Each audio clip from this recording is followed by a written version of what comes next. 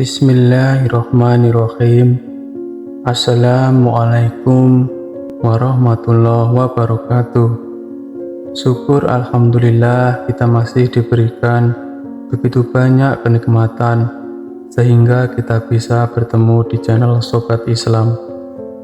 Marilah kita senantiasa berselawat serta salam kepada junjungan kita Nabi besar Muhammad SAW. Allahumma sholli ala Sayyidina Muhammad wa ala ali Sayyidina Muhammad. Doa dan harapan saya semoga saudaraku semuanya selalu diberikan kesehatan, dilapangkan rezekinya, diampuni dosa-dosanya. Amin ya rabbal alamin. Sahabat beriman yang dirahmati Allah, salat adalah salah satu rukun Islam yang wajib kita dirikan 5 kali dalam sehari. Salat juga merupakan tiang agama dan menjadi amal yang pertama kali dihisab di hari kiamat. Rasulullah SAW bersabda, sesungguhnya pertama kali yang akan dilihat atau dihisab dari amal seseorang hamba pada hari kiamat adalah ibadah salatnya.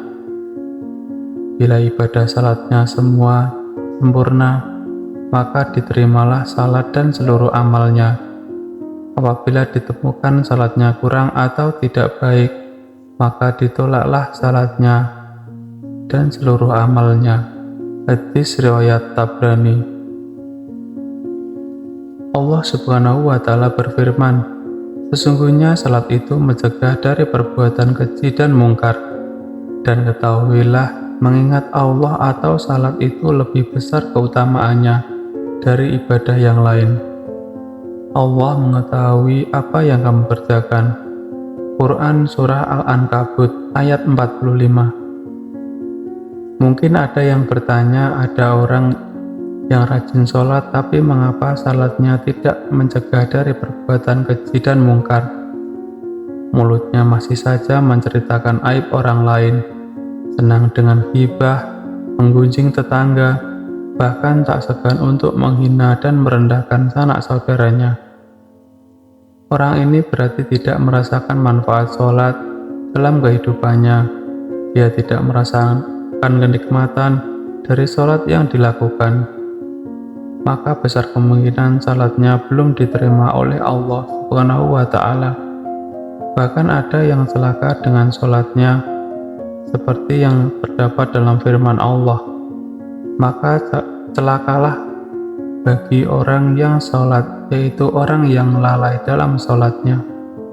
Quran Surah Al-Ma'un ayat 4 dan 5. Ibadah sholat merupakan urusan antara hamba dan penciptanya. Diterima atau tidaknya sholat seseorang, hamba Allah mengetahuinya. Kita hanya bisa mengetahui ciri-ciri atau tanda-tanda sholat seseorang yang diterima oleh Allah Subhanahu wa Ta'ala, sebagaimana dalam hadis qudsi yang diriwayatkan oleh Imam Al-Bazar dari sahabat Abdullah bin Wahid Al-Harani. Sesungguhnya aku Allah hanya menerima sholat seseorang yang bersifat tawadhu karena keagunganku dan tidak mencela makhlukku dan tidak membiasakan maksiat dan durhaka kepadaku dan menghabiskan waktu siangnya untuk berzikir kepadaku dan mengasihi orang-orang miskin dan ibnu sabil dan kepada janda miskin dan mengasihi pada orang-orang yang terkena musibah. Dari hadis tersebut kita bisa menyimpulkan bahwa ada 6 tanda orang yang diterima sholatnya. Yang pertama, orang yang tawaduk kepada Allah. Sahabat beriman, sifat tawaduk dalam sholat adalah sifat merendahkan diri, merendahkan hati, bahwasanya kita hanyalah seorang hamba yang sangat lemah. Mungkin di kehidupan dunia kita adalah orang yang terhormat, tapi di hadapan Allah kita hanyalah seorang hamba yang sangat kecil. Para ulama mengatakan Jika kita sudah berdiri di atas sajadah, sudah mengangkat tangan untuk takbir, ketahuilah kita sudah meninggalkan dunia. Kita sudah menghadap Allah Subhanahu wa Ta'ala. Yang kedua, tidak sombong. Tawadhu'nya dalam sholat akan melahirkan sifat rendah hati dalam pergaulan sesama manusia. Jabatan dan kekuasaan tidak membuat dia sombong karena dia tahu itu semua adalah amanah Allah Subhanahu wa Ta'ala. Kekayaan tidak untuk memperbudak orang lain karena dia yakin hartanya hanyalah titipan Allah Subhanahu wa Ta'ala. Pengetahuan tidak membuat dia tinggi diri karena dia tahu pengetahuannya tidak seberapa dibandingkan ilmu Allah yang maha luas. Orang yang diterima sholatnya akan merasa dirinya tidak lebih tinggi dari orang lain. Rasulullah Shallallahu Alaihi Wasallam bersabda, tidak akan masuk surga orang yang dalam hatinya ada perasaan sombong, walaupun hanya sebesar debu. Hadis riwayat Muslim. Yang ketiga, tidak mengulang maksiat. Sahabat beriman, dalam hidup kita pasti pernah melakukan dosa atau maksiat.